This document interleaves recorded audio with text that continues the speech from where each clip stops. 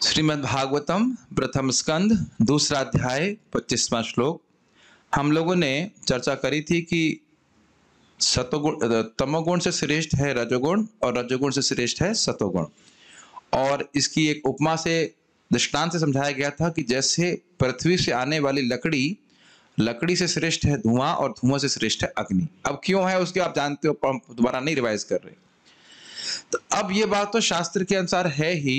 अब यहाँ पे पूर्व के भक्तों के सदाचार का प्रमाण देख करके बताया जा रहा है कि जिन्होंने श्रेय की प्राप्ति करनी चाहिए उन्होंने किसका भजन किया। समझ रहे, थीम समझ रहे हैं? जिन्होंने श्रेय की प्राप्ति करनी चाहिए उन्होंने किसका भजन किया और उनके अनुगत लकीर का फकीर बन करके हमारे पिताजी ने, हमारे गुरुजी ने ऐसा किया है, तो उनका अनुगत उन्हीं के अनुसार चल करके जिन्होंने जिसका भजन किया उनको भी सिद्धि प्राप्त हुई। क्या आप थीम समझ पा रहे हैं? मुनिजनों ने, भक्तों ने भगवान की महिमा समझ करके भगवान की पूजा करी, लेकिन जिन्होंने उनका केवल अनुसरण किया उनको भी सिद्धि प्राप्त हुई। यह है आज का विषय है। बहुत अच्छा श्लोक है, बहुत अच्छा श्लोक है, क्योंकि प्राय लोग मुनिजन नहीं है, मननशील नहीं है, लेकिन अगर अपने पूर्वजों का अनुसरण करते हैं तो वह भी मुक्त हो जाएंगे। और हमारा भाग्य है कि हमारे पूर्वज हैं इस तरह के। कैसे हैं? कौन है पूर्वज? शीला प्रभुपाद जी और हमारे गुरु महाराज। समझ रहे हैं ना? ये हमारे और जो अन्य वैष्णव हैं, भक्त हैं, उनके हम देख रहे हैं, वह भी प्रगति करते हुए दिख रहे हैं, अपने जीवन को सफल बनाते हुए दिख रहे हैं। हमारे पास, हमें समझना चाहिए कि बुद्धि हमारे पास थोड़ी कम है, लेकिन उनके अगर लकीर के फकीर के रूप में जैसे वो बता रहे वैसे चल रहे हैं तो हमको भी सिद्धि प्राप्त हो जाएगी। Does it make sense? बहुत अच्छा श्लोक है। और क्या सिद्धि होगी वह भी आप सुन करके बड़े प्रसन्न हो जाओगे। तो हम लोग बोलते हैं, कोई मेरे पास बोलिए भक्त। भेजिरे मुनयोथाग्रे, भेजिरे मुनिरग्रे, भगवन्तम् अधोक्षजम्, भगवन्तम् अधोक्षजम्, सत्वं विशुद्ध क्षेमाय, सत्वं विशुद्ध क्षेमाय, कल्पन्ते ये नुतानिह, कल्पन्ते ये नुतानिह। भेजिरे मुनयोथाग्रे, भेजयो मुनिरे आग्रे, भगवन्तम् अधोक्षजम्, भगवन्तम् अधोक्षजम्, सत्वं विशुद्ध क्षेमाय, सत्वं विशुद्ध क्षेमाय, कल्पन्ते ये नुतानिह, कल्पन्ते ये नुतानिह। भेजिरे मुनयोथाग्रे, भेजयो मुनिरोथाग्रे, भगवन्तम् अधोक्षजम्, भगवन्तम् अधोक्षजम्, सत्वं विशुद्धं क्षेमाय, सत्वं विशुद्धं क्षेमाय, कल्पन्ते ये नुतानिह, कल्पन्ते ये नुतानिह। भेजिरे मुनयोथाग्रे, भेजिरे मुनियोथाग्रे, भगवन्तम् अधोक्षजम्, भगवन्तम् अधोक्षजम्, सत्वं विशुद्ध क्षेमाय, सत्वं विशुद्धं क्षेमाय, कल्पन्ते ये नुतानिह। कल्पन्ते ये नुतानिह। This chant. भेजिरे मुनियोथाग्रे, भेजिरे मुनयोथाग्रे, भगवन्तम् अधोक्षयम्, भगवन्तम् अधोक्षजम्, सत्वं विशुद्धं क्षेमाय, रक्तम शुद्ध क्षेमाय, कल्पन्ते ये नुतानिह, कल्पन्ते ये नुतानिह। They're saying the sound is not proper. Sound is okay or okay? Akash Prabhu, are you? The sound is okay at your end? कीर्तन कैसे में दिख? ओके, ठीक। मेरे पीछे शब्दार्थ बोलिए। भेजिरे की सेवा, की सेवा। प्रभु जी, little lagging sometimes. Maybe net is slow at your end. I don't know. It is here. We have how much speed? We have, I mean, speed is very fast. 70, 85 Mbps. Should be okay. Okay. किसका problem है? वहां का problem है। May be year का problem है, may be net का problem है। May be he is hearing 2 times. I don't know. Don't find faults unnecessarily. Okay. कहाँ थे? फंसाती है मुझे क्लास में। कहाँ बात कर रहे थे? हाँ, भेजने की बात बोल रहे थे। It's not okay. It's not okay. Other devotees, is it okay? Okay. So some problem at your end. What can I say? ठीक है, फिर रिकॉर्डिंग सुन लीजिएगा। भेजिरे भेजिरे की सेवा की सेवा मुनयः मुनयः मुनियों ने मुनियों ने अथ अथ इस प्रकार इस प्रकार अग्रे अग्रे पूर्व काल में पूर्व काल में भगवंतम भगवंतम भगवान के प्रति अधोक्षजम अथोक्षजम अध्यात्म अध्यात्म गुणातीत गुणातीत सत्वम सत्वम अस्तित्व अस्तित्व विशुद्धम विशुद्धम प्रकृति के 3 गुणों से परे प्रकृति के तीनों गुणों से परे क्षेमाया माया परम लाभ प्राप्त करने के लिए परम लाभ प्राप्त करने के लिए कल्पन्ते योग्य हैं योग्य है ये जो अनुसरण करते हैं अनुसरण करते हैं तान वे इह इस संसार में। अनुवाद। पूर्व काल में समस्त महामुनियों ने भगवान की सेवा करी, क्योंकि वे प्रकृति के तीनों गुणों से परे हैं। कौन प्रकृति के गुणों से परे हैं? भगवान। उन्होंने भौतिक परिस्थितियों से मुक्त होने के लिए और फलस्वरूप परम लाभ प्राप्त करने के लिए पूजा करी। तो 2 बात समझने वाली है। एक, भगवान की पूजा करी। दूसरा, भौतिक लाभ प्राप्त करने के लिए नहीं करी। इस जगत से मुक्त होने के लिए, भगवान के धाम की प्राप्ति करने के लिए भगवान की पूजा करी। हीन अर्थ लेके भगवान के पास नहीं जाना चाहिए, लेकिन अगर हीन अर्थ लेके भी भगवान के पास जा रहे तो भी ठीक है। लेकिन मुनिजन भगवान से 2 रुपए मांगने के लिए नहीं गए थे, भगवान से कांच मांगने के लिए नहीं गए थे। कोई व्यक्ति भगवान के पास कैसे भी जाए बहुत अच्छी बात है, देवताओं के पास जाने से तो बहुत अच्छा है, लेकिन भगवान के पास जाकर के कांच नहीं मांगना चाहिए, जो स्वयं को ही काटने वाले हैं। समझते हैं इन बातों का अर्थ? अतएव जो कोई इन महामुनियों का अनुसरण करता है, मतलब भगवान की पूजा करता है भगवान के धाम जाने के लिए, यह है अनुसरण का अर्थ, वह भी इस भौतिक संसार में मोक्ष का अधिकारी बन जाता है। अब यह समझ लेना चाहिए कि वह बहुत बड़ा मुनि ना भी हो, लेकिन केवल अनुगत्य कर रहा है। जैसे हम लोग मंगल आरती 4:30 बजे क्यों करते हैं बताइए? क्योंकि प्रभुपाद जी ने कहा है। हाँ, बहुत लोग कहेंगे कि नहीं, ब्रह्म मुहूर्त अलग समय होता है, जाड़े में गर्मी में अलग, उस हिसाब से करो। नहीं, कभी कभी लोग पूछते भी हैं कि आपके जाड़े में भी मंगल आरती 4:30 पे ही होती है। हमने कहा वहां शाम को 6:30-7 हो जाता है, लेकिन सुबह का समय केवल 4:30 ही रहता है, चाहे जाड़े हो चाहे गर्मी हो। गुरु पूजा कितने बजे करते हैं? 7:15, 7:20। क्यों? प्रभुपाद जी ने कहा। जब क्यों कब करते हैं? कभी नहीं करते, जब मन में आए तो करते हैं। नहीं, ऐसे करते हैं, चलता मन में चलता रहता है, ऐसा नहीं है। बोल बोल के करना है, जैसे प्रभुपाद जी ने बताया है। और प्राय 5:15 से 7:15 में करते हैं, तो पहले भी कर सकते हैं, लेकिन ये बात स्पष्ट समझ में आ रही है। भागवतम 8 बजे भागवतम कर रहे, देख रहे हैं ना, 9 बजे प्रसाद पाते हैं। हाँ, वो जरूर पालन करते हैं, बाकी कुछ करें ना करें। तो आप समझ रहे हैं कि ये सारी बातें हम कैसे कर रहे हैं, हमको तो पता नहीं कि इसके द्वारा हम भगवान की प्राप्ति करेंगे नहीं करेंगे, अपने से नहीं पता। तो श्रील प्रभुपाद जी का हम फॉलो कर रहे हैं। और क्या प्रभुपाद जी अपने मन से बोल रहे हैं? नहीं, शास्त्र के अनुसार है सब कुछ। तो शास्त्र और गुरु के वाक्य को सुन करके जो उनका अनुसरण करता है, वह भी भगवान के धाम जाने का अधिकारी बन जाता है। और इसमें कोई योग्यता नहीं बता रहे, चाहे माता जी हो, चाहे प्रभु जी हो, चाहे पढ़े लिखे हो, चाहे नहीं हो, बस वो अनुसरण एक प्रॉपर व्यक्ति का करना चाहिए। बस ये बात ध्यान रखना है। मूर्खों का अनुसरण नहीं करना चाहिए, जो भगवान को निराकार कहते हैं। और आप देखेंगे ऐसे लोग बहुत अधिक हैं। ये भी बहुत इंपॉर्टेंट बात है, इसको हम टीका में देखने वाले हैं। पहले श्लोक को वापस देखिए। भेजिरे मुनयो अथ अग्रे, मुनयो अग्रे अथ मुनयो अग्रे भेजिरे। भेजिरे मतलब सेवा करी, अथ मतलब इसलिए क्योंकि भगवान शुद्ध सत्वात्मक हैं, परम श्रेय प्रदान करने वाले हैं, इसलिए मुनिजनों ने अग्रे पहले पूर्व काल में अधोक्षज भगवान की सेवा करी। अधोक्षज मतलब जो इंद्रियों के ज्ञान के परे हैं। ये पहली लाइन समझ में आ गई। और उसके बाद कह रहे हैं, भगवान का गुण बता रहे हैं, सत्वम विशुद्ध। वह भगवान कैसे हैं? विशुद्ध सत्वात्मक हैं, उनमें प्राकृत रजोगुण, सतोगुण या तमोगुण नहीं है। इसी कारण से जो उनकी उपासना करता है वह भी अंततोगत्वा निर्गुण हो जाता है। स निर्गुणो भवेत, दशम स्कंद में आता है बात। क्योंकि भगवान निर्गुण हैं, भगवान प्रकृति के परे हैं, तो जो उनकी उपासना करता है वह भी परे हो जाता है। किस लिए? छह माया मतलब अपने स्वरूप का बोध प्राप्त करने के लिए, अपने स्वरूप सिद्धि के लिए, अपने परम कल्याण के लिए।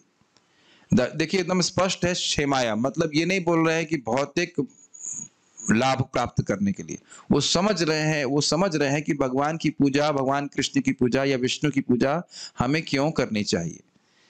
क्या आप देखते हो इस जगत में कि सभी लोग अपने परम कल्याण के लिए ही पूजा करते हैं भगवान की?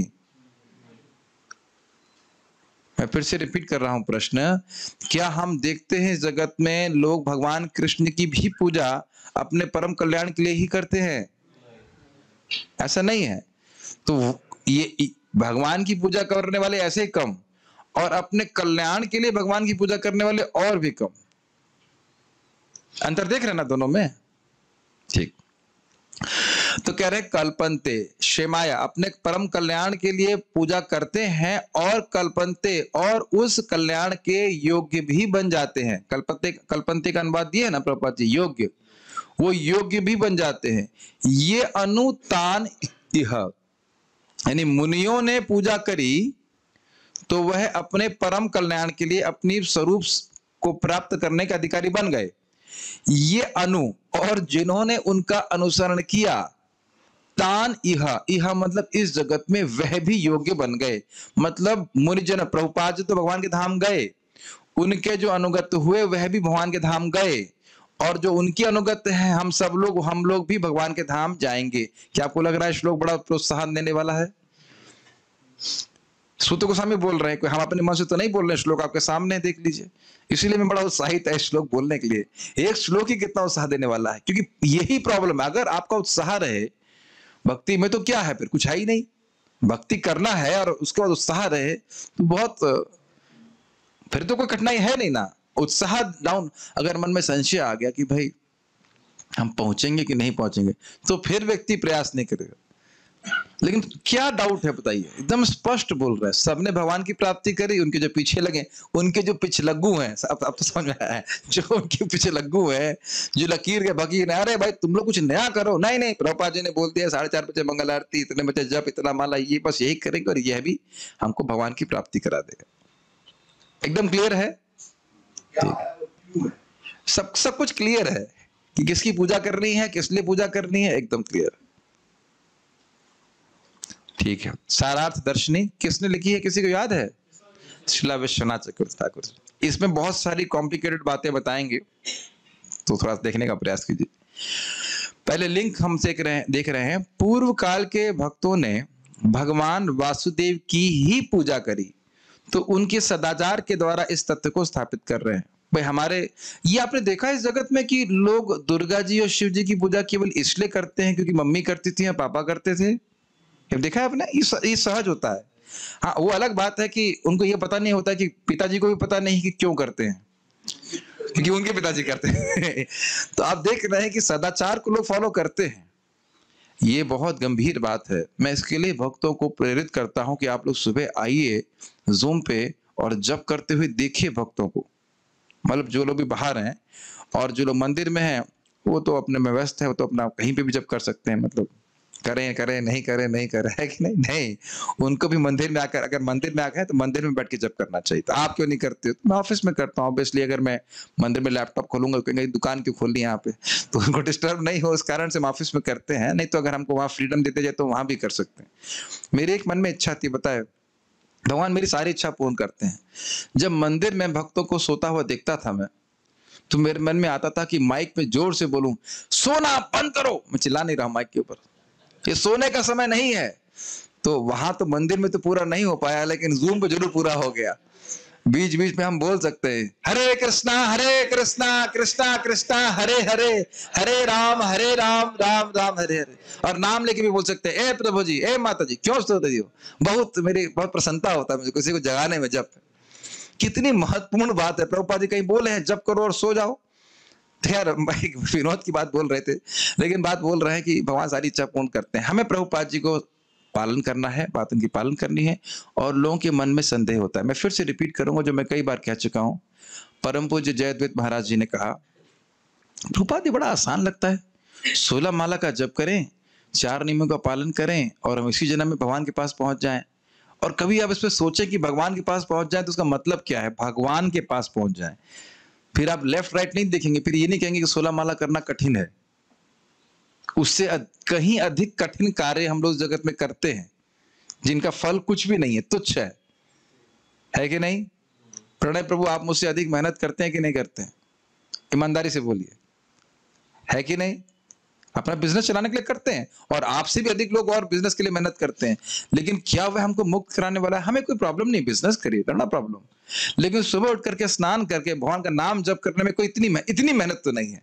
हमारे भक्त बता रहे थे, पहले वो तंत्र मंत्र का अभ्यास करते थे, कहते प्रभु जी 3-3 दिन हम लोग पानी नहीं पीते थे, ऐसी साधना करते थे हम लोग। तो एक दिन अगर एकादशी करते हैं निर्जल, अगर करते हैं तो उसके लिए भी सोचते हैं एसी कहाँ मिलेगा, कई वो लोग हिमालय चले जाते हैं, कहाँ क्या करते हैं। सोचते 3 उनके लिए नेचुरल था ये, 3-3 दिन पानी नहीं पीना। मैं नाम नहीं बताऊंगा उनका, जो जानते होंगे इसकी मैं क्या बात कर रहा हूँ।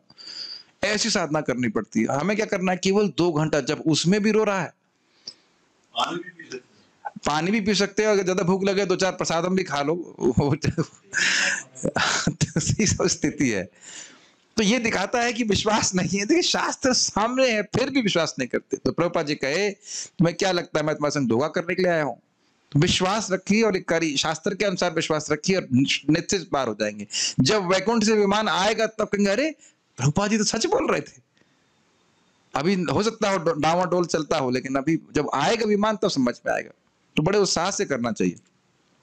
अतः पूर्व काल में मुनि गणों ने परम भगवान विष्णु की उपासना करी, जो विशुद्ध सत्व में स्थित है। अब विशुद्ध सत्व का अर्थ क्या है, जरा समझिए। विशुद्ध सत्व का अर्थ है अपने स्वरूप से प्रकट चिद शक्ति से युक्त वपु वाले भगवान। थोड़ी कठिन हिंदी हुई।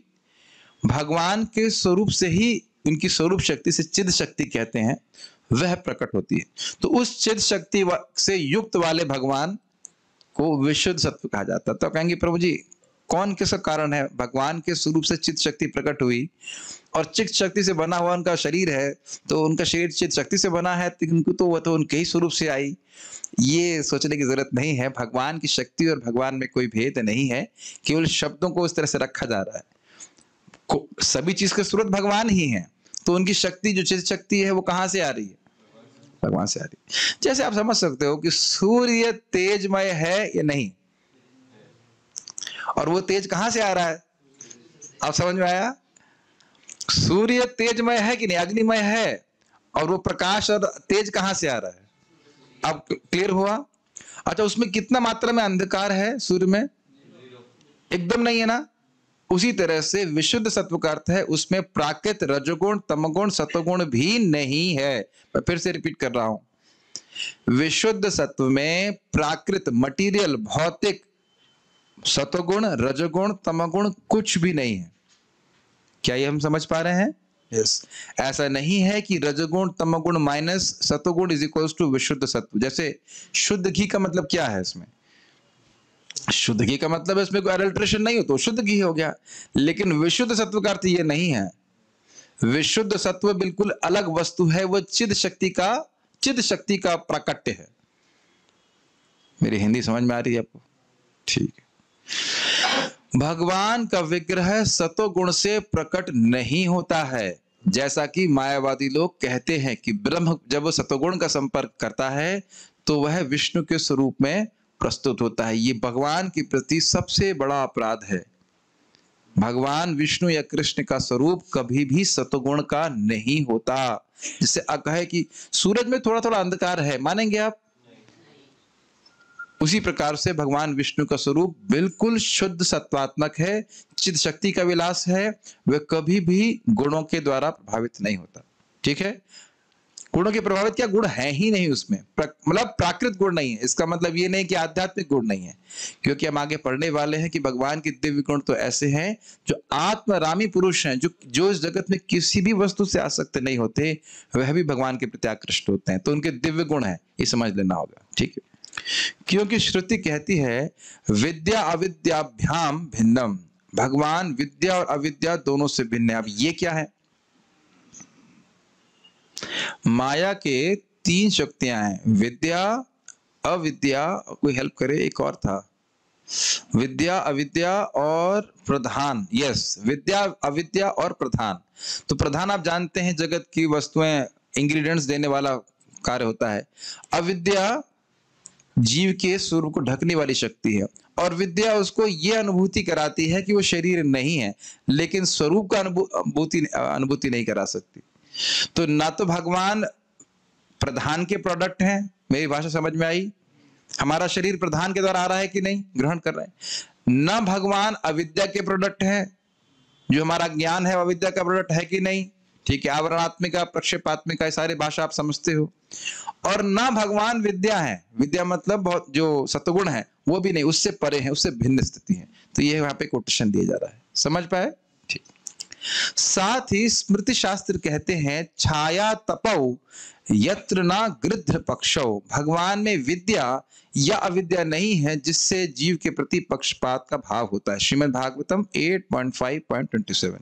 ये सब श्लोक क्यों रखे जा रहे हैं? ये स्थापित करने के लिए कि भगवान विष्णु या कृष्ण पूरी तरह से शुद्ध सत्व में स्थित है। अब इसको थोड़ा समझना होगा।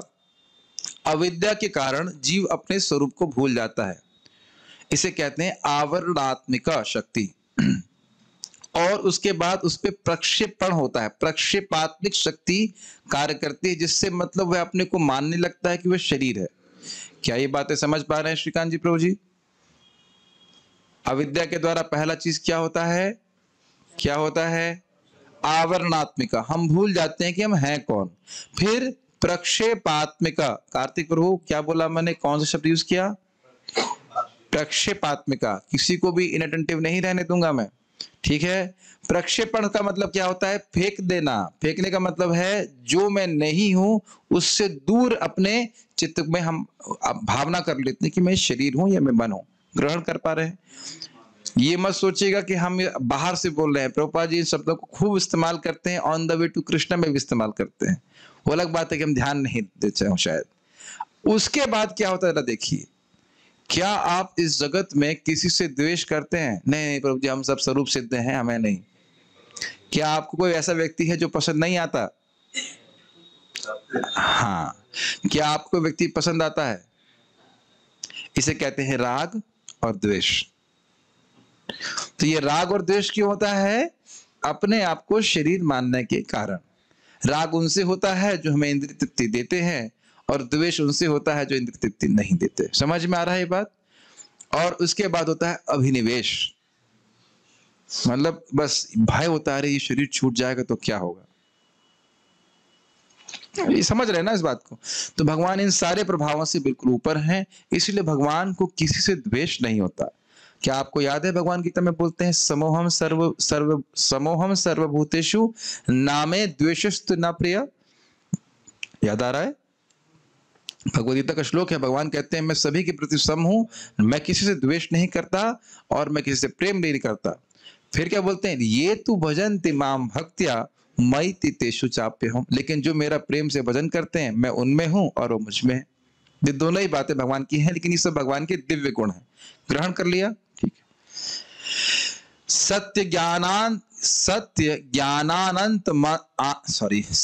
ज्ञानानंत आनंद मात्रैक रसमूर्तयः, वे समस्त विष्णु मूर्तियां शाश्वत असीम स्वरूपों वाली, ज्ञान तथा आनंद से पूर्ण एवं काल के प्रभाव से परी थी। श्रीमद् भागवतम 10.13.54। अब ये क्या बात हुई, इसके लिए फोटो देखिए।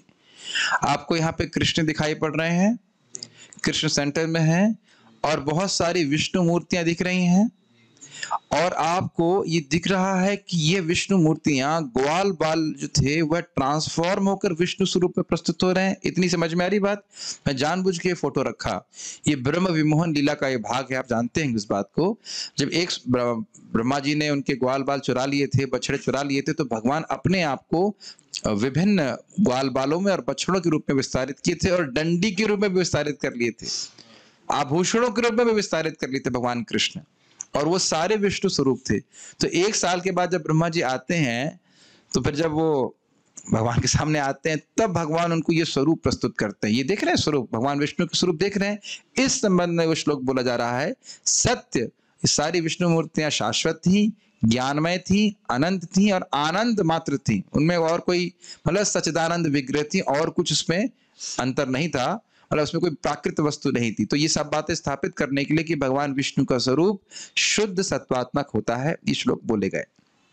कोट किए गए। ऊपर से जा रहा है सब कुछ, ये कुछ भेजिरे, जिनके पास भेजा होता है भगवान की सेवा करते हैं। समझ में आया? भेजिरे से याद रखिएगा, जिसके पास थोड़ा भेजा होगा वो भगवान की सेवा करेगा। ठीक, क्योंकि ऐसे ये अर्थ नहीं है, लेकिन यही अर्थ की ले सकते हैं, भगवान की सेवा करे क्योंकि थोड़ा भेजा था उनके पास। क्योंकि भगवान विष्णु का विग्रह मायातीत है, इसलिए कोई यह नहीं कह सकता है कि विशुद्ध सत्व का अर्थ माया शक्ति से उत्पन्न होने वाली विद्या शक्ति। स्पष्ट समझ लेना चाहिए इस बात को। कभी भी नहीं सोचना चाहिए कि भगवान का नाम, रूप, गुण, लीला इत्यादि जो कुछ भी है वह भौतिक है। कोई व्यक्ति ये तर्क कर सकता है, अरे आप ये जो पढ़ रहे हो यह भी तो लैपटॉप पे कुछ लिखा हुआ है, यह भी कुछ अक्षर लिखे हुए हैं, आप ये क्यों कह रहे हो कि गुणातीत है? क्यों गुणातीत है बताइए? क्योंकि इसका संबंध सीधे भगवान से है। ये बुद्धिमान व्यक्ति समझ पाते हैं। और आप देख सकते हैं कि आप दिन भर हम दिन भर में बहुत सारी बातें करते ही हैं, इसमें कोई बड़ी बात नहीं है, लेकिन जब हम भागवत सामने रख के चर्चा करते हैं वो अनुभव अलग होता है। समझ में आए तो बहुत अच्छी बात है, अन्यथा आप मन में एक उल्लास और एक रिफ्रेशमेंट का अनुभव करते हैं, क्या नहीं करते? Is it not? तो उसी से अनुभव कर लेना चाहिए कि ये सब्जेक्ट मैटर जो है ये लाइव है, और जो मटेरियल सब्जेक्ट मैटर है वो डेड है।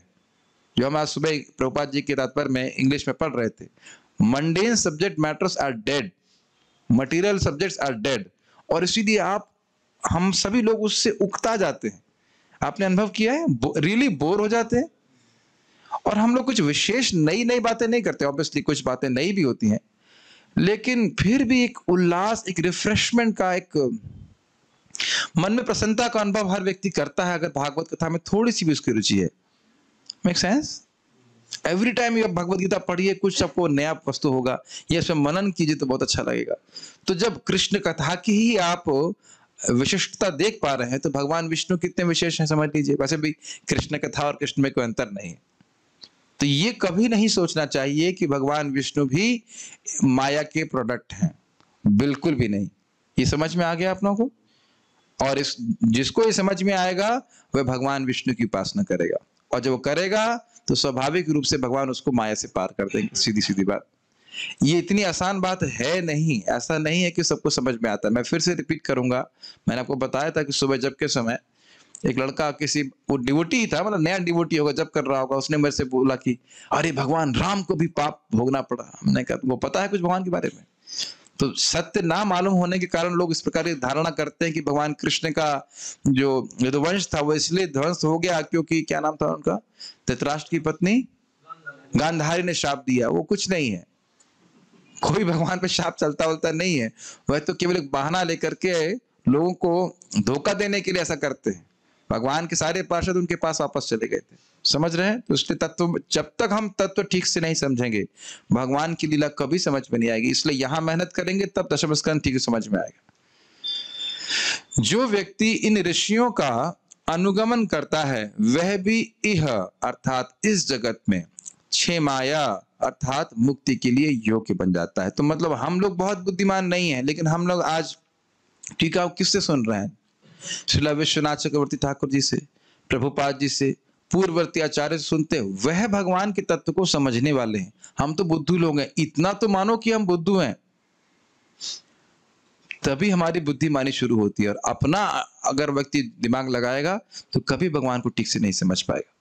इसीलिए परंपरा में ग्रहण करना चाहिए। बाल प्रबोधिनी, ये बड़ी रोचक टीका है, जरा देखिए।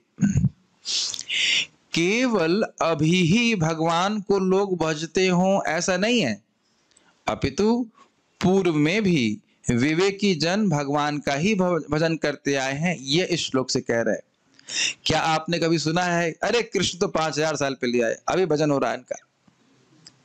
यहाँ पे शब्द है अग्रे। अब अग्रे ये नहीं बोल रहे कि कितना अग्रे, कब से भगवान विष्णु की उपासना, कृष्ण की उपासना हो रही है यह कोई निर्धारित नहीं कर रहे, मतलब हमेशा से ही हो रही है। शाश्वत काल से, अनादि काल से कृष्ण की उपासना हो रही। भगवान कृष्ण आज से 5000 साल पहले आए, ठीक? तो अम्बरीश महाराज भी आज से 5000 साल पहले आए, लेकिन इसमें लिखा है ना सकृत मनः कृष्ण, नहीं सकृत नहीं, सवय मनः कृष्ण पादार विंदयो। अब बताइए, आपने सुना था ना प्रथम अध्याय श्लोक में कि वशिष्ठ जी अम्बरीश महाराज, गौतम ऋषि थे या वशिष्ठ थे? नहीं, गौतम ऋषि जी कहते हैं कि यदि तुम भवक्षय चाहते हो कि जन्म मृत्यु के चक्र से छूट जाओ, तो तुम्हें श्रीमद् भागवतम का अध्ययन करना चाहिए। याद आ रहा है इस बात को? किसको बोले थे? अम्बरीश महाराज को। तो श्रीमद् भागवत भी शाश्वत है। कुछ लोग मूर्खतावश कहते हैं कि आज से 2000 साल पहले लिखी गई थी। तो इसलिए मूर्खों की बातें नहीं सुननी चाहिए जो परंपरा में ज्ञान प्राप्त नहीं किए। वो उतना ही मूर्ख है जितना मैं। आप मूर्ख हैं? हाँ, मैं मूर्ख हूं, लेकिन मैं जिनका अनुगमन कर रहा हूं वो मूर्ख नहीं है। ये समझ रहे हैं मेरी बात? बहुत इंपॉर्टेंट बात है। और मान लीजिए यहाँ का कोई रिसर्च स्कॉलर बोल दे कि आज से भागवतम 2500 साल पहले लिखी गई थी, तो तुमसे पूछो तुम पैदा थे तब, हमारे सामने लिखी गई, तो अटकलबाजी कर रहा है। और उसका अनुगमन करने वाला व्यक्ति कभी क्षेम की प्राप्ति नहीं करेगा। ये मैं इसलिए बोल रहा हूँ कि कई बार इस प्रकार की बातें हमारे कान में, मतलब लोगों से बात करो तो आ जाते हैं, कृष्ण तो आज से ऐसे आए थे, ऐसे आए थे।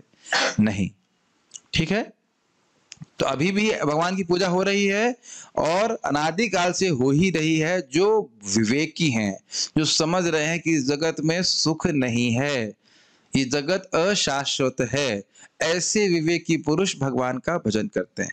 और बाकी अन्य लोग तो कोई देवी देवता की पूजा करके बहुत होगा स्वर्ग चले जाएंगे या इस जगत में कुछ महान व्यक्ति बन जाएंगे, बस। समझ रहे हैं?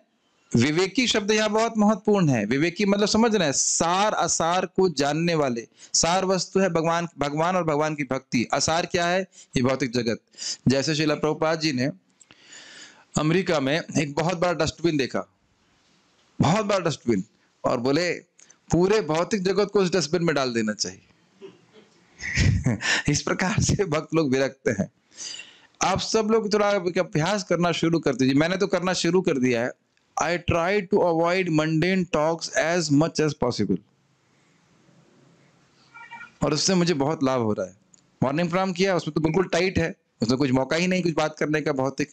फिर उसके बाद गए, थोड़ा सेवा किया, सेवा की कुछ मन बात किया, फिर निकल ले वहां से। फिर भगवान के कुछ पढ़ाई करी या थोड़ा रेस्ट किया, उसका फिर क्लास किया, फिर जब किया। It transforms consciousness. ऑब्वियसली उन लोगों के लिए हो पाएगा जो नौकरी नहीं कर रहा है, जो नौकरी करनी है और बाकी कुछ कार्य करने हैं, अभी तो उसमें रमण करना है, इसका कुछ नहीं कर सकते। 8-9 घंटे तो वहां पे भजन करना ही पड़ता है। कोई दिक्कत नहीं है। लेकिन जो लोग विरक्त हैं या जो लोग वानप्रस्थी में हैं, उन लोगों को तो स्पेशली जितना संभव हो सके भौतिक वार्ता को काटना चाहिए। केवल सेवा के बारे में बात कीजिए। आप देखिए, आप एक ही दिन में चेतना बिल्कुल चेंज अनुभव करेंगे। एक दिन में केवल you feel so happy just avoiding mundane talks. I mean, this is really inspires amazingly. Anyways, सत्व गुण से ब्रह्म का दर्शन होता है। सुना था ना पिछले श्लोक में, सत्वम यद ब्रह्म दर्शनम। और शुद्ध सत्व की मूर्ति हैं भगवान वासुदेव। इसलिए मनुष्यों ने परम श्रेय के प्राप्ति के लिए पूर्व काल में रजगुण तमगुण से अनुविद्ध कह लीजिए, अनुविद्ध मतलब जिनमें ये सब है नहीं, शुद्ध सत्वात्मक भगवान वासुदेव का ही भजन किया। ये तो स्पष्ट है, इसमें कुछ समझाना नहीं है। आगे क्या जरा बोल रहे हैं, जरा ये बड़ा इंटरेस्टिंग है। परंतु यदि ऐसा है, अगर आप कह रहे हो कि सब पूर्व काल में सबको ने भगवान का भजन किया, परंतु यदि ऐसा है तो सभी लोग भगवान का भजन क्यों नहीं करते हैं? आप ये कह रहे हो कि पूर्व काल में भजन किया सबने। मान लीजिए कोई ऐसा शंका प्रस्तुत करे कि पूर्व काल में भगवान ने भजन किया, तो हम तो नहीं देख रहे कि सब लोग भजन कर रहे हैं। देख रहे हैं आप लोग? क्या देख रहे हैं कि सभी लोग भगवान विष्णु का भजन अपने परम कल्याण के लिए कर रहे हैं? क्या देख रहे हैं कि सब लोग भगवान विष्णु का भजन कर रहे हैं? यह भी नहीं देख रहे हो। और यदि कुछ साधारण लोग भगवान का भजन करते हैं तो भगवान के भजन में उनकी प्रामाणिकता कैसे हुई? यदि यह शंका हो तो इसको मुनेहा शब्द से निराकृत कर रहे हैं। अगर आप ये कहना चाहते हो कि पूर्व काल में कुछ ऐसे साधारण लोग थे, उन्होंने भजन कर लिया, इसलिए आजकल लोग भजन नहीं कर रहे, क्या इस टीका को समझ रहे हैं? बहुत विनोदपूर्ण है। वो कह रहे हैं, वो शंका प्रस्तुत करे, आप कह रहे हो पूर्व काल में भजन किया, हम तो देख नहीं रहे हैं कोई भजन कर रहा है। तो यानी आप ये कहना चाहते हो कि पूर्व काल में कुछ होंगे चिंगड़ मिंगड़ लोग होंगे, जो थोड़े बहुत होंगे, वो भगवान का भजन कर लिए, इस कारण से आजकल लोग भजन नहीं करते। तो कहते नहीं, ऐसा नहीं है। मुनेह अर्थात मननशील जन ही, और वे भी गुरु एवं शास्त्र के द्वारा भजनीय को निश्चित करके उनका भजन करते हैं, परंतु साधारण लोगों को भगवान का ज्ञान नहीं होता, इसलिए सर्वसाधारण में भगवान के भजन का अभाव देखा जाता है। समझ में आया बात? मुनिया शब्द जो मननशील हैं, जो विचार कर रहे हैं भाई जगत दुखमय है, ये जगत सुख का घर नहीं है, कैसे इससे बाहर निकलूं। फिर गुरु वैष्णवों से श्रवण किया और शास्त्र का श्रवण किया, तब समझ में आया भजनीय कौन है? भगवान कृष्ण, भगवान विष्णु। क्या अपने संगठित होते हुए देख रहे हैं? चलो हम मुनिजन तो नहीं थे, मुननशील तो नहीं थे, लेकिन भक्तों से बार बार सुन करके समझ में आने लगा ना किसकी पूजा करनी है। समझ रहे हैं ना मेरी बात? मैंने आपको पहले ही बताया था कि वो भरतपुर में माता जी बोल रही थी, 3 साल हो गए प्रवचन सुनते हुए, कभी प्रभु जी सब कुछ अच्छा बोलते हैं, बस ये अच्छा बात नहीं लगती है कि कृष्ण ही भगवान है। मैंने कहा फिर आपने सुना क्या? आपने फिर अच्छा क्या लगा आपको बताइए? कृष्ण भगवान है, आपको यही अच्छा नहीं लग रहा है, या कृष्ण ही भगवान है यही अच्छा नहीं लग रहा है, तो फिर आपको अच्छा क्या लग रहा है? तो ये आश्चर्य होता है कि लोग श्रोता तो हैं लेकिन क्या सुन रहे हैं ये भी बड़ा संदेह हो जाता है। तो आप समझ पा रहे हैं, साधारण लोगों ने भगवान की पूजा नहीं करी पूर्व काल में। वो मुनिज है, वह मननशील थे, वह जगत की असारता को देख रहे थे, साथ साथ उनको भगवान की कृपा से वैष्णवों का संग प्राप्त हुआ, शास्त्र श्रवण करने का संग प्राप्त हुआ। उनने अपनी बुद्धि लगा करके श्रवण करने के बाद निश्चित किया कि भजनीय कौन है, सेवा के उपास्य कौन है? भगवान कृष्ण या भगवान विष्णु। समझ रहे हैं ना? आप जानते हैं उस प्रसिद्ध लीला को जहां भृगु मुनि भगवान विष्णु की परीक्षा करते हैं, तो अब उसके बाद भी कोई डाउट है? कोई डाउट नहीं है ना? हम अब रिसर्च करें किसकी पूजा करनी चाहिए। मुझे हंसी इस बात पे आ रही है, मुझे भक्तों से मिले थे, एक भक्त मुझे बाद में मिले, कहे कि मेरे गुरुजी सन 50 में शरीर छोड़ दिए और उनका जन्म हुआ सन 71 में। उनका तो गुरुजी आपके जीवन में कैसे आए? जो भी है, कैसे भी आए मुझे पता नहीं। बाद में मैं गुरुजी पर रिसर्च कर रहा था कि मैं उस नाम के गुरुजी किसको भगवान मानते हैं, तो क्या लिखा था? अद्वैत वेदांत। हमने कहा हरी बोल खत्म। और मैंने उससे पूछा कि जीवन का लक्ष्य क्या है? कहता भगवत धाम जाना। मैंने कैसे मालूम चला? कहता गीता से। अब देख रहे हैं, भावुकता में आप किसी को भी गुरु मान लो और वो गुरु क्या बोल रहा है? वेदांत, अद्वैत। लेकिन जब उस भक्तों के संग में आया है, भगवत गीता सुना है, तो वो सही बोल रहा है, भगवत धाम जाना जीवन के लक्ष्य। तो तथाकथित गुरु जिससे वो अपने भावुकता में जुड़ गया, वह तो आपको ब्रह्म में लेके जा रहा है, अगर लेके जाएगा तो। क्योंकि वह भी विष्णु की उपासना नहीं कर रहे हैं। बिना विष्णु की उपासना के ब्रह्म में भी सायुज्य नहीं प्राप्त होगा, ये आप सब जानते हो। अब ग्रहण कर रहे हैं, बिना शास्त्र सुने ऐसे ही गुरु से सुन लेंगे तो भी भ्रमित होंगे, और हो रहे हैं। आप समझ नहीं सकते, बिल्कुल कन्विंस था हमारे गुरु जी ऐसे कहते हम सब, हमारा शराब वराब छूट गया था। हमने कहा शराब तो गाय भी नहीं पीती है, तो शराब छूट गया है, मांस नहीं खा रहे हो, तो उससे तुम भक्त बन गए, तो तत्वज्ञानी हो गए। बहुत खतरा है ये। हम सब भक्तों को बहुत अपना भाग्य मानना चाहिए कि हमें श्रीमद् भागवतम को श्रवण करने का मौका मिल रहा है भक्तों के संग में, परंपरा में, ताकि हम अपने जीवन में निर्धारित कर पा रहे हैं कि हमें अपनी शक्तियां कहाँ लगानी है, किसकी सेवा में लगानी है। Make sense?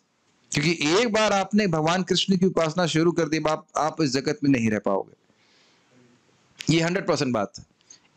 वो भगवान के भक्तों के संपर्क में आए बिना आप भक्ति में आ ही नहीं सकते, और एक बार आ गए तो अब जा नहीं सकते। ये हिसाब किताब है। जाएगा भी तो फिर अब जानते हैं, भगवान आंटी को बुलाएंगे, आंटी का नाम जानते हैं ना, माया देवी, दुर्गा देवी, दे दनादन पिटाई करेंगी, फिर चल पापा के पास, चलो क्या कर रहे हो। भक्तों की पिटाई अधिक होती है, ध्यान रखिएगा। माया अन्य की तो पीट रही, लेकिन अगर भक्त अगर भगवान को छोड़ देता है तो बड़ा अच्छा बोल रहे हैं, क्लास में मॉनिटर बहुत पिटाई कर रही है। ध्यान रखना, भक्ति छोड़ोगे तो बहुत पिटाई होगी। क्या प्रभु डरा रहे हो आप? मैं डरा नहीं रहा हूं, सत्य बता रहा हूं, नहीं तो दुर्गा जी से पूछ लेना आप जाकर। परंतु साधारण लोगों को भगवान का ज्ञान नहीं होता, इसलिए यह मत सोचिए कि आजकल के लोग जो भजन नहीं कर रहे हैं तो पूर्व के लोग जो थे वो साधारण लोगों ने भजन किया। नहीं, बहुत विशेष लोगों ने भजन किया, और उनके जो जिनको उनका अनुगत्य प्राप्त हुआ वो भजन कर रहे हैं। क्लियर समझ में आया?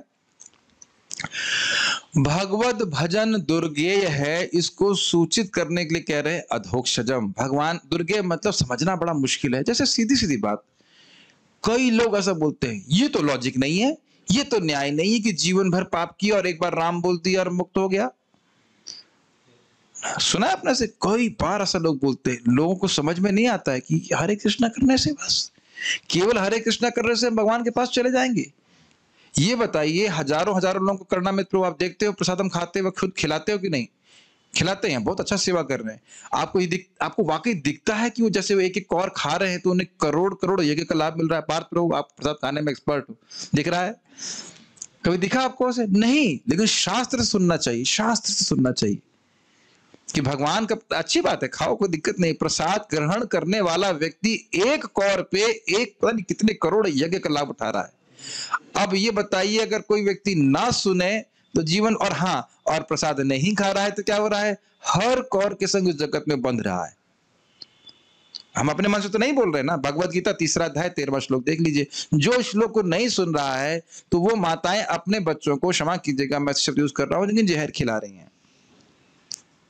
और जो बच्चा ऐसा खा रहा है वो भी जहर ही खा रहा है, वो दोबारा जन्म लेगा बेचारा, उसको दोबारा हैप्पी बर्थडे होगा। लेकिन जो अपने बच्चों को प्रसाद खिला रहे हैं वो कृपा कर रहे हैं, वो प्रेम कर रहे हैं। समझ रहे हैं? ये बहुत इंपॉर्टेंट है। और बच्चे लोग तो बिल्कुल छोटे, क्या कहते हैं उसको, गीली मिट्टी होते हैं। देखेंगे प्रसाद खाना है, प्रसाद खाना है, तो अपने आप प्रसाद ही खाना है, बाहर का नहीं खाना है। कितनी बड़ी कृपा कर रहे हैं। ये सूक्ष्म दृष्टि, शास्त्र दृष्टि होनी चाहिए। मैं खाली ये बोल रहा हूं कि दुर्गे हैं, समझ नहीं आ रहा है भगवान का प्रसाद खाने से कितना फायदा हो रहा है, धाम में आने से कितना फायदा हो रहा है, भगवान का दर्शन करने से कितना फायदा हो रहा है, तभी तो इधर मेहनत नहीं कर रहे लोग। दिख रहा है ना, दुर्गे है ना, लोगों को विश्वास नहीं होता ना, छोड़ देते हैं। मुझे अभी कल ही परसों मालूम चला, एक जो भक्त भी घर चला गया है, मैं उसको उठाता था मंगल आरती में, उसके बाद हम थोड़ा उठाएंगे, उसके बाद हम चले जाते थे मंगल आरती में दर्शन करने के लिए। बाद में रिपोर्ट आ रही है कि वह ऊपर से नीचे जाकर के G5 में सो जाता था। और देखा, हे भगवान, अब क्या हुआ? घर चला गया, उस नुकसान तो उसी का हुआ ना। हम तो उसे कल्याण के लिए बोलते थे। ध्यान दीजिएगा, हमारे सारे ब्रह्मचारी ऐसे नहीं है। ये नहीं बोल रहा, हमारे भक्त बहुत अच्छे हैं, लेकिन मैं एक आध दो ऐसे होते हैं। एक दूसरे व्यक्ति भी थे, वो इस रूम से उठ करके दूसरे रूम में चले जाते थे, तथा देहांतर प्राप्ति, देह का परिवर्तन देह का परिवर्तन करते थे। ठीक है, कोई बात नहीं, good bye, become good bye. अरे भाई, आपके कल्याण के लिए उठाया जा रहा है। लोग सोच रहे हैं कि इंचार्ज बहुत खूंखार है कि नहीं, इस आश्रम में कोई आना नहीं चाहता। भाई वो तो शिव कृष्ण दास जी तो बड़े स्ट्रिक्ट है। अरे तुम्हारे कल्याण के लिए है, मेरा क्या जाएगा इसमें, बताइए। आप सुने थे ना, भगवान को एक बार भी कोई देखता है, एक बार जीवन में, तो भगवान उसको अपनी गति देते हैं। तो फिर आप इसका गलत दुरुपयोग मत कीजिए। ठीक है प्रभु जी, कल आएंगे मंगल आरती, दोबारा मत कहना। एक बार मंगल आरती, एक बार ही तो दर्शन करना है, एक ही बार तो भगवान के स्वरूप को मन में लाना है ना। यही तो बोल रहे ना शास्त्र में। नहीं, जब एक बार लाने का इतना लाभ है तो सोचिए रोज जाएंगे तो कहां पहुंचेंगे। परशुराम और हमारे सारे डिवोटीज जितने सब लोग, यार एक बार भगवान के पास पहुंच जाओ, आपकी प्रॉब्लम हमेशा के लिए सॉल्व हो जाएगी। मैं परशुराम को नाम ले रहा हूँ, पांडे जी हैं, ये सब लोग जितने भी, प्रणय प्रभु, सभी लोग, और कोई खास तपस्या नहीं है, एक बार अनर्थ निवृत्ति हो जाए, इतना अच्छा लगेगा भक्ति कर रहे में, आप छोड़ नहीं सकेंगे। और अभी भी अच्छा लगना शुरू हो गया होगा। कहीं बीमार पड़ गए और भक्ति नहीं कर पा रहे, सदा नहीं कर पा रहे, दुखी हो जाते। हमारे भक्त का एक्सीडेंट हो गया, बेचारे इतने दुखी हैं, उतना शरीर के कष्ट से नहीं जितना कि साधना नहीं कर पाने के कष्ट से है। अब पता नहीं कितना इस बात को समझ पाते। मैं खाली दुर्गे पे बोल, दुर्गे इतना, अरे इतना फायदा हो सकता है, एक बार भगवान का स्मरण किया और मुझे भगवान का धाम जाने को मिलेगा, ये समझ नहीं पाते। इसीलिए बार बार सुनना है, बार बार सुनना है, तब जाकर धीरे धीरे बात समझ में आती है। ठीक है। अक्षज, अधोक्षज की बात कर रहे हैं। अक्षज अर्थात इंद्रिय जनित ज्ञान, तो जो इस ज्ञान के परे हैं, ऐसे अधोक्षज भगवान का भी भजन करते हैं। थोड़ा समझना चाहिए, अक्ष मतलब होता है आंखें, तो आंखों से जो ज्ञान उत्पन्न होता है, और उपलक्षण से जो कान से ज्ञान उत्पन्न होता है, नाक से उत्पन्न होता है, जीभ से, उन सब से भगवान परे है।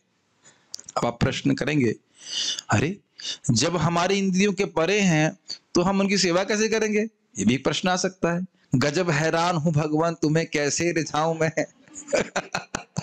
महाराज कोट कर रहे थे कि एक व्यक्ति मायावादी बोला, अरे भगवान मैं बड़ा हैरान हूं, आपको कैसे भोग लगाऊं मैं, आप भी ब्रह्म हो और रोटी भी ब्रह्म है, ब्रह्म को ब्रह्म में कैसे अर्पित करूं, मैं समझ नहीं पा रहा हूं। मायावादी लोग इसी प्रकार की स्टोरी बनाते हैं।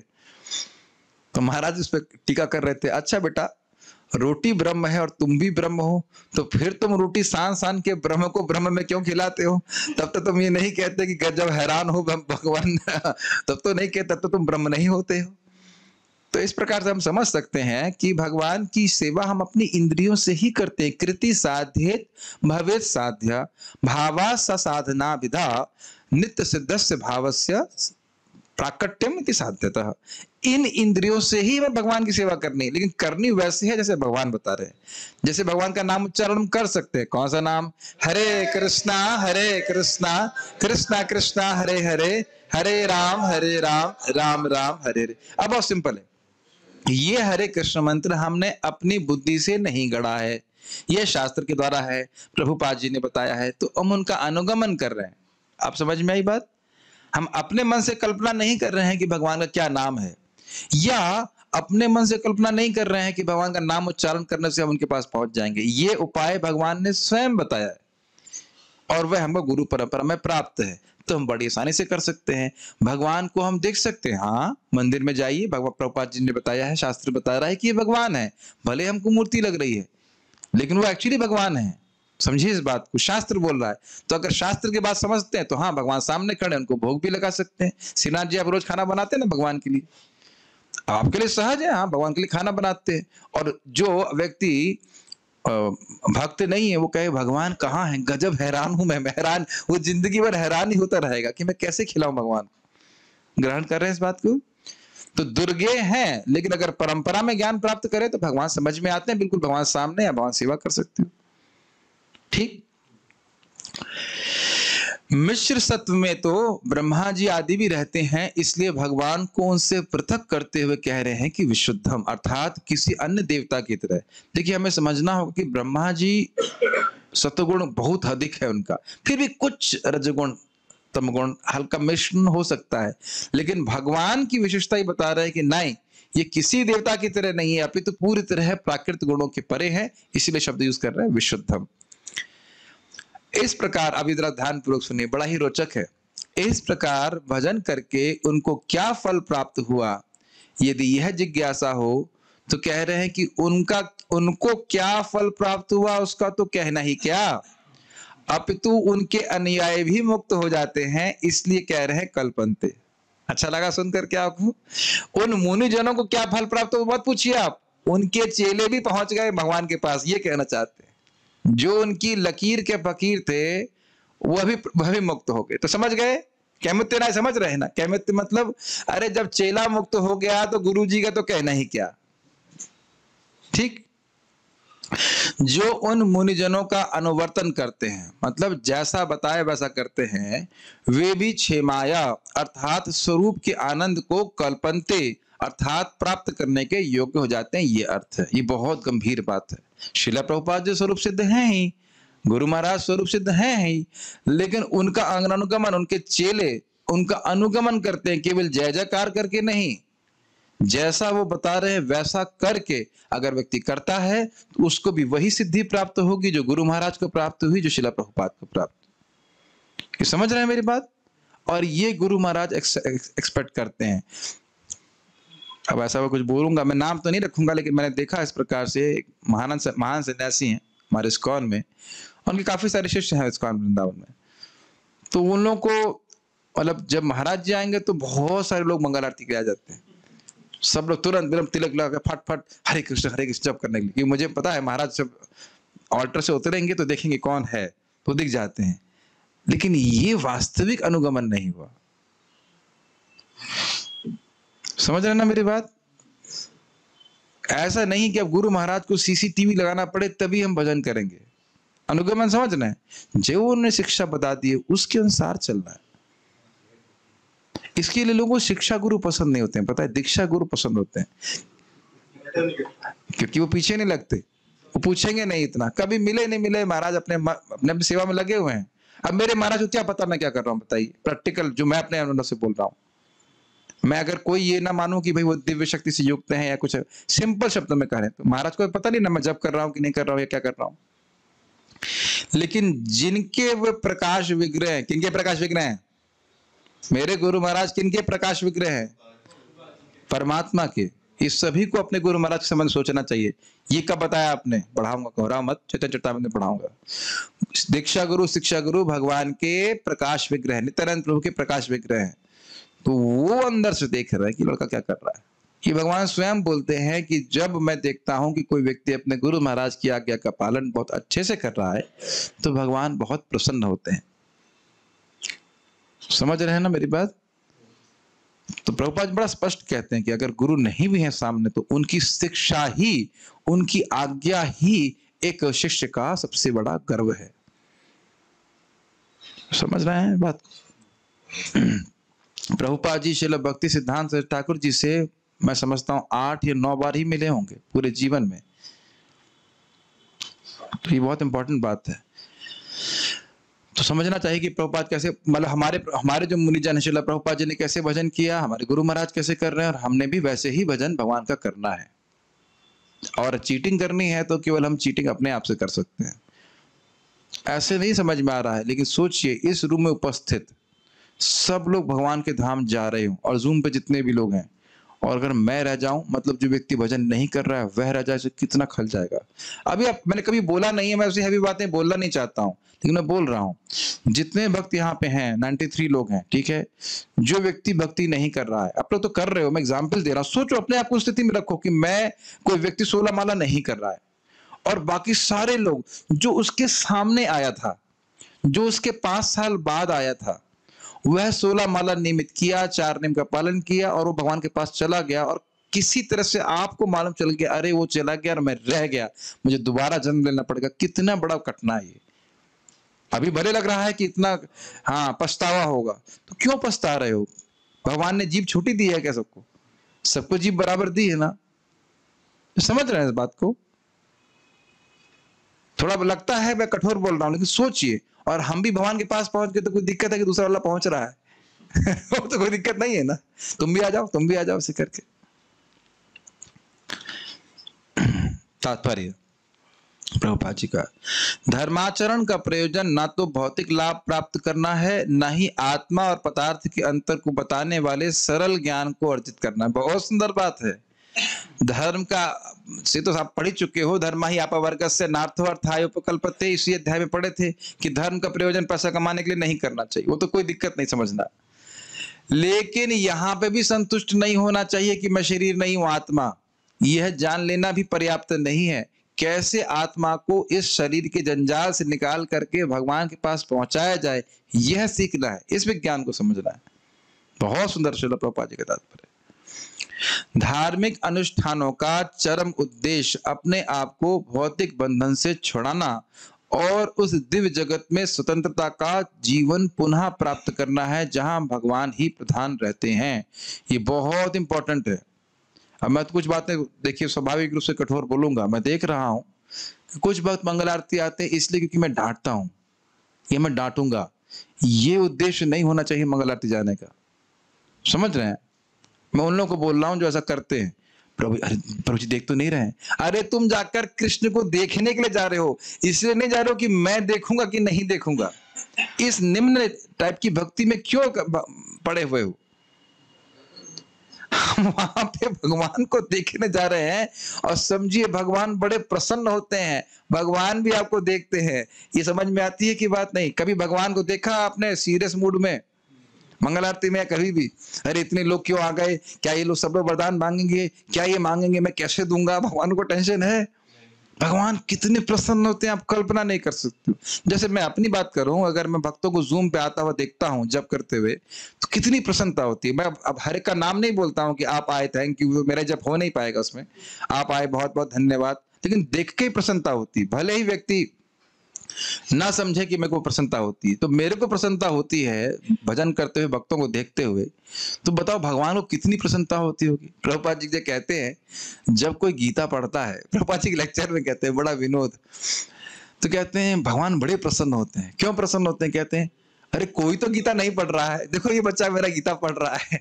तो आप केवल गीता उठाते हो, संकल्प करते हो, तो भगवान प्रसन्न हो जाते हैं। तो आप स्नान वान करके बढ़िया से भगवान के पास जाओगे, भगवान कितना प्रेम करेंगे आपसे। कब तक इंचार्ज को धक्का मारना पड़ेगा? ऑब्वियसली मैं सबको नहीं धक्का मारना पड़ता, लेकिन अब तो इंजन स्टार्ट करना चाहिए। क्या जिंदगी भर कार धक्का ही मारना पड़ेगा? मैं उन भक्तों को नहीं बोला जो जाते हैं, लेकिन कुछ भक्त हैं जो थोड़े से हमारे ठीक नहीं है। एक जीवन प्रभुपाद जी बोलते कृष्ण को दे दीजिए। तो आप समझिए इस बात को। हम गुरु पूजा जा रहे हैं, जैसे एक मैंने गुरु भगवत को बोला, वो थोड़ा देर में उठे थे, आज सुबह डांट लगाई, it will not be tolerated if you do not go to guru puja. तो गुरु पूजा पहुंच गई, लेकिन क्या ये शर्म की बात नहीं है कि मुझे ये बोलना पड़ा? अब मेरी बात समझ रहे हैं आप सेवा में जाते हो इसलिए मैं आपको नहीं बोल रहा। क्या ये शर्म की बात नहीं है कि इंचार्ज को ये बोलना पड़ा कि it will not be tolerated if you don't go for गुरु पूजा? जिस व्यक्ति ने हमें जीवन दिया है, श्रील प्रभुपाद जी ने, उनको प्रणाम करने के लिए हम 10 मिनट नहीं निकाल सकते? क्या बोलूं और? लानत है। हाँ, लानत है, सही बात है। भगवान ऐसे भक्त से बिल्कुल प्रसन्न नहीं होते। प्रभुपाद के शब्द सुनिए, जो गुरु पूजा में नहीं आ रहा है वो पूतना का जहर पी रहा है। ऑब्वियसली जैसे करणामृत प्रभु सेवा कर रहा है, दैट्स अ डिफरेंट थिंग। वो कोई भी कुछ भी करे, मैं एक व्यक्ति की बात नहीं कर रहा हूं, मैं जनरल बोल रहा हूं। ये समझना चाहिए ना। उंगली पकड़ के प्रभुपाद जी हमको सिखाए ना। जो पहली जो पुस्तक मिली जर्नी ऑफ सेल्फ डिस्कवरी, किसने लिखी है? मेरे पिताजी ने लिखी है, प्रभुपाद जी ने लिखी है। तो उनके प्रति कृतज्ञता अगर हम, अब चलो भाई आप अगर दूर हो तो जूम के माध्यम से आओ, क्या प्रभुपाद जी को एक प्रणाम करने के लिए नहीं आ सकते? कैसे भक्त हो, कैसे अनुगत्य वर्ती हो? एक जगह महाराज बता रहे थे कि जो मायावादी लोग हैं इनकी अपनी गुरु में बड़ी श्रद्धा है। हाँ, हलदर महाराज से बता, हाँ क्षमा कीजिएगा, हलदर महाराज बता रहे थे। और वैष्णवों को तो ये क्यों बोलना पड़े इंचार्ज को कि it will not be tolerated if you do not go for गुरु पूजा? मतलब गुरु पूजा इसलिए आ रहा है क्योंकि इंचार्ज डांटेगा। तो ये भक्ति है क्या? समझना चाहिए, इससे थोड़ा ऊपर उठना चाहिए।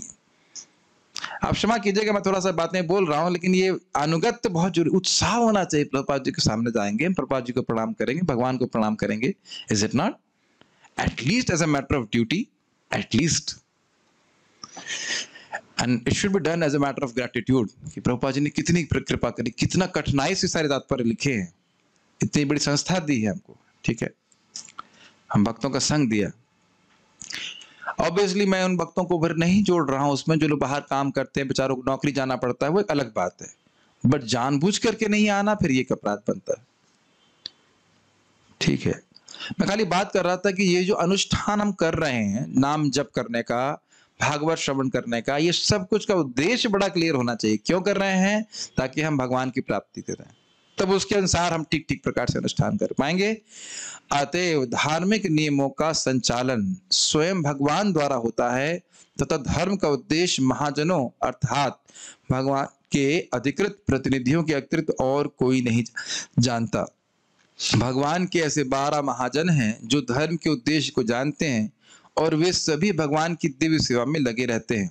जो लोग अपना हित चाहते हैं उन्हें चाहिए कि इन महाजनों का अनुसरण करें और उससे परम लाभ प्राप्त करें। आप लोगों को ये बात बहुत सिंपल लगती होगी, श्रील प्रभुपाद जो कह रहे हैं। जरा किसी भी व्यक्ति को पूछिए जो इस्कॉन का सदस्य नहीं है, जो कुछ कुछ धर्माचरण करता है, कि भाई तुम ये धर्माचरण क्यों कर रहे हो?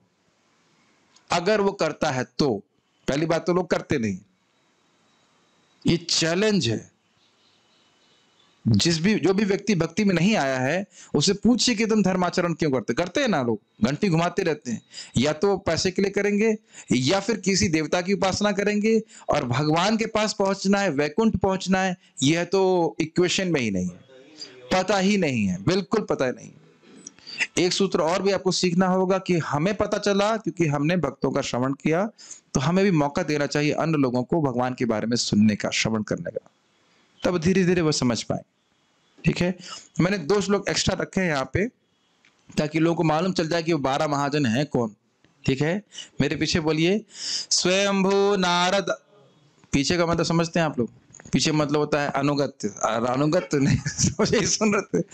स्वयंभू नारदः शंभु शंभु नारद शंभु कुमारः कपिलो मनहो कुमार कपिलो मुनि प्रहलादो जनको भीष्मो प्रहलादो जनको भीष्मो बलिर्वयासकिर्वयम् बलिर्वशकीर्वयम् द्वादशे ते विजानीमो वशतो विजानीमो धर्मं भागवतं भटाः धर्मं भागवतं वटा गुह्यं विशुद्धं दुर्बोधम् गुह्यं विशुद्धं दुर्मन्धं यं ज्ञात्वामृतमश्नुते यं ज्ञात्वा अमृतम् अक्षते। श्रीमद् भागवत छठा स्कंद तीसरा अध्याय 20वां 21वां श्लोक।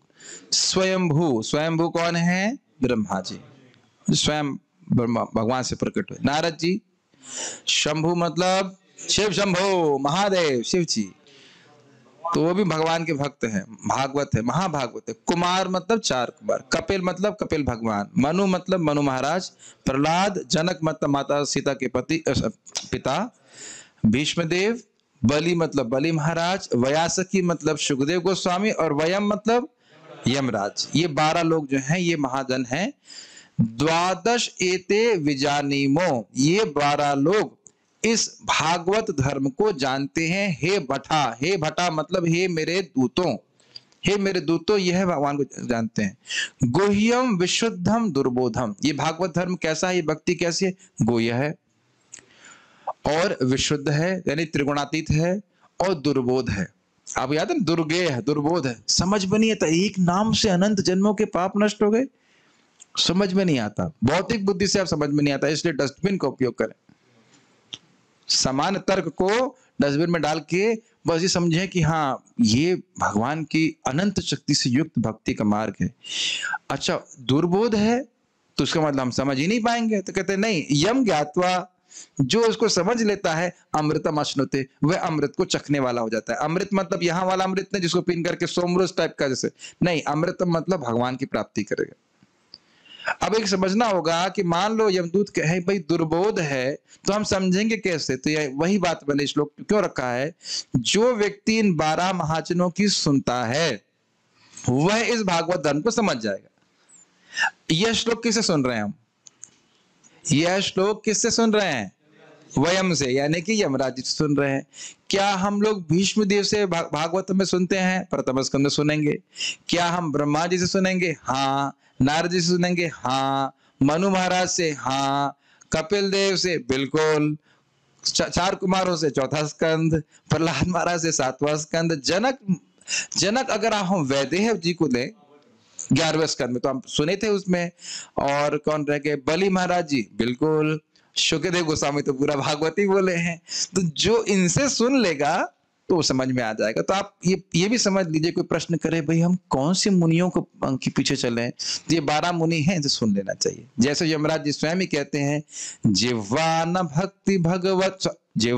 वक्ति भगवद गुण नाम ध्येयम चेतस्या न स्मरति चरणारविंदम कृष्णाय नो नमति एकदापि तानान्यध्वम असत अकृत विष्णु कृत्यान। किनको लेके आए?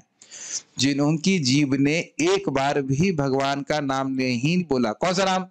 कृष्णा, हरे, पूरा महामंत्र नहीं, हरे या कृष्ण, नारायण, मुकुंद। सरकार कुछ लोग गूंगे होते हैं,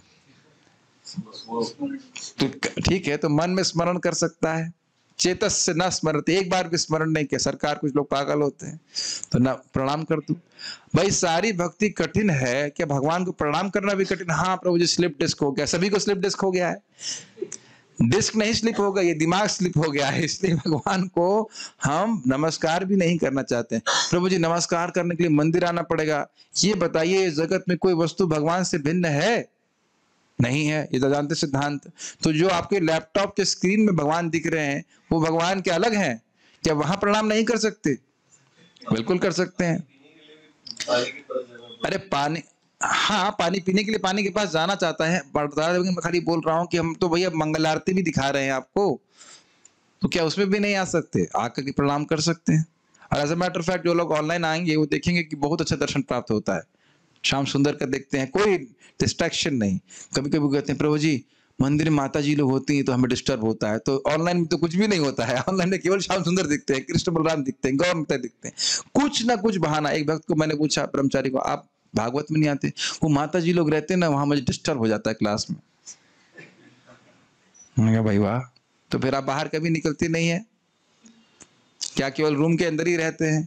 तो ये दिखाता है कि हृदय में भागवत न सुनने के लिए कुछ ऐसे बहाने प्रस्तुत करता है बद्ध जीव के पास। 101 बहाने, 108 बहाने भागवत क्लास में नहीं आने के। ठीक है, इसका अनुवाद मैं नहीं पढ़ रहा, तो समझ में आ रहा है, ये पढ़ लेते हैं, बड़ा सुंदर है। ब्रह्मा जी, भगवान नारद, शिव जी, 4 कुमार, भगवान कपिल, देवहूति के पुत्र स्वयंभू मनु, प्रहलाद महाराज, जनक महाराज, भीष्म पितामह, बलि महाराज, सुखदेव गोस्वामी तथा मैं यानी यमराज जी असली धर्म के सिद्धांत को जानने वाले हैं, भागवत धर्म को। हे सेवकों, यह अलौकिक धार्मिक सिद्धांत जो भागवत धर्म या परम भगवान की शरणागति तथा भागवत प्रेम कहलाता है, प्रकृति के तीनों गुणों से अकलुषित है। यह अत्यंत गोपनीय है और समान मनुष्य के लिए दुर्बोध है, किंतु संयोगवश यदि कोई भाग्यवान इसे समझ लेता है तो वह तुरंत मुक्त हो जाता है और उस तरह भगवत धाम लौट जाता है। संयोगवश मतलब भाग्यवश उसे भक्तों को संग प्राप्त हो जाए और वह भगवान के बारे में श्रवण करने लगे तब। ऐसे नहीं कि अंदर से भगवान अपने आप बल्ब जला देंगे, ऐसा नहीं होता है। संयोग मतलब भगवान की कृपा से किसी तरह से भक्तों के संग में आकर श्रवण करने को मौका मिल जाए। ठीक है, इसी बात को भगवान भगवत गीता में भी कहते हैं, इसलिए एक श्लोक को भी रख रहा हूं, मेरे पीछे बोलिए। अन्ये त्व एवं अजानन्तः, अन्ये त्वम् एवम् अजानन्तः, सत्त्वान्येभ्यः उपासते, सत्त्वान्येभ्यः उपास्यते, तेऽपि चातितरन्त्येव, तेऽपि चातितरन्त्येव, मृत्युं श्रुतिपरायणाः। मृत्युं श्रुतिपरायणाः। ऐसे भी लोग हैं जो यद्यपि आध्यात्मिक ज्ञान से अवगत नहीं होते पर अन्यों से, अन्यों का मतलब प्रामाणिक लोगों से, परम पुरुष के विषय में सुनकर उनकी पूजा करने लगते हैं। ये लोग भी प्रामाणिक पुरुषों से श्रवण करने की मनोवृत्ति होने के कारण जन्म तथा मृत्यु के पथ को पार कर जाते हैं। तो सूत गोस्वामी ने से सुना, यमराज जी से सुना, अब साक्षात भगवान से सुन रहे हैं। अब भी कोई डाउट है? अभी भी कोई डाउट है कि भगवान की भक्ति करने से भगवान की प्राप्ति होती है? तो डाउट है नहीं, लेकिन डाउट आ जाएगा अगर हम श्रवण नहीं करेंगे। समझ रहे हैं? अभी हम किसी भक्त का कोई प्रश्न है तो देख लेते हैं। क्या प्रश्न है? अगर कोई प्रश्न है या कमेंट विद क्वेश्चन मार्क है? नहीं, हरि बोल। अच्छा, ठीक है। आप ऐसा मत बोला करो, मुझे आप बहुत पसंद। ठीक है, मोस्ट मोटिवेशनल श्लोक है और कुछ नहीं। ठीक है, और कोई प्रश्न नहीं है तो समझ में आ रहा होगा तो हमें क्या बनना है? लकीर का फकीर। समझ में आ गया? 4:30 बजे मंगल आरती, फिर उसके बाद जप, तुलसी पूजा जो भी है, उसके बाद जप, फिर गुरु पूजा, फिर क्लास तो आप हिंदी में करते हो नहीं, सुबह हाँ मान रहे हैं सुबह क्लास नहीं करते, जो इंग्लिश में सुन सकते हैं वो आ सकते हैं, और शाम को आइए। तो आप लोगों को श्लोक अच्छा लगा होगा और ये विश्वास है कि आप लोगों को मतलब महसूस हो रहा होगा कि हम सही पथ पे हैं और भगवान के पास पहुंचेंगे। ठीक है, हम लोग अब भक्ति वृक्ष शुरू करने वाले हैं, तो जो लोग इसमें भाग लेना चाहते हैं वो, आज का टॉपिक बहुत इंटरेस्टिंग है। श्लोक है, हाँ पारायण हम करेंगे, बस मैं खाली बोल रहा था। आज का टॉपिक ये है, चौथा अध्याय ना, seeing the unseen by what is seen, is it not? जो हमें नहीं दिख रहा है उसको देखना जो हमें दिख रहा है। वाह, ये तो बड़ा इंटरेस्टिंग टॉपिक है, तो इसको हम बिल्कुल नहीं सुनेंगे, है ना? ठीक है, तो पहले पारायण कर लेते हैं और फिर उसके बाद हम लोग भक्ति वृक्ष आधे घंटे चर्चा करने वाले।